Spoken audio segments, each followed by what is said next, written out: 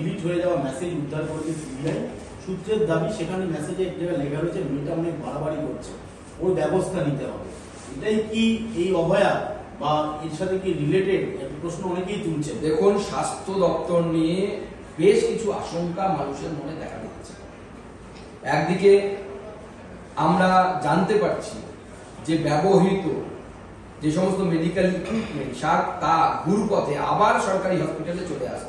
অতএব প্রচুর মানুষ, যারা গরিব মানুষ বিশেষত, যারা সরকারি হসপিটালে ভর্তি হতে বাধ্য হয়, তারা তাদের দেহে যদি কোনো মারণ রোগ ঢুকে থাকে, সেই বারবার ব্যবহার করার পরে, অর্থাৎ ইনফেক্টেড যে ভাইরাস হতে পারে, সিরিঞ্জ হতে পারে, যেগুলো মেডিকেলে ব্যবহার হয়, সেগুলো আবার ব্যবহার করার জন্য কিন্তু অনেকে অসুস্থ হতে পারে। দ্বিতীয়, অক্সিটোসিন হরমোনাল ইঞ্জেকশন নিয়ে ডাক্তারবাবুরা আগেই চিঠি লিখে জানিয়েছিলেন যে ইঞ্জেকশন দিলে পরে মায়েরা প্রসবের সময় মারা যাচ্ছে, অত্যাধিক সংখ্যায় মারা যাচ্ছে। এখন তো এই মর্টালিটি রেট গোটা দেশে কমে গেছে, গোটা বিশ্বে কমেছে, গোটা দেশে কমে যাচ্ছে।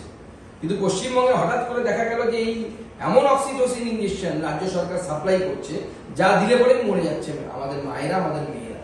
ডাক্তারবাবুরা চিঠি লিখে জানিয়েছে, কোনো ভূক্ষেপ নেওয়া হবে। গতকাল আমার নিজের জেলাতে আমার একজন প্রাক্তন পঞ্চায়েত সদস্য, বাচ্চা মেয়ে, 30-32 বছর বয়স হবে, ফ্যামিলির একমাত্র উপার্জনশীল, স্বামী পক্ষাঘাতে অসুস্থ, 2 বাচ্চা আছে, মামনি বর্মন। আমি তার বাড়িতে গেছি, প্রথমবার 19-এ জেতার পরে তার বাড়িতে গেছিলাম। পেট ব্যথা, বালুরঘাট হসপিটালে ভর্তি হলো, সকালে ইঞ্জেকশন দেওয়া হলো, মৃত্যু হয়ে গেল।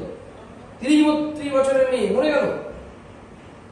আমাদের কাছে নির্দিষ্ট সূত্রের খবর আছে, এই ফেয়ার প্রাইস শপ, মাননীয় মুখ্যমন্ত্রীর দৌলতে এবং হাসপাতালগুলোতে যে ওষুধ সাপ্লাই করা হচ্ছে, এই ওষুধ অনেক ওষুধ হচ্ছে ফেক ওষুধ, অর্থাৎ তাতে কোনো সঠিক যে কেমিক্যাল থাকার কথা বা যে ওষুধ থাকার কথা সেটা নেই, শুধু ফিলিং মেটেরিয়াল থাকে, এবং তার ফলে মানুষের মৃত্যু ঘটছে।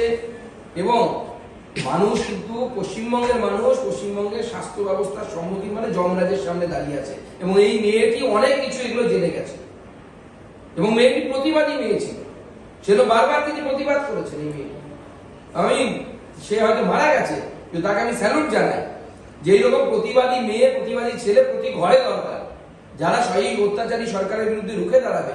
সাধারণ মানুষের স্বাস্থ্য নিয়ে ছেলে খেলা করছে।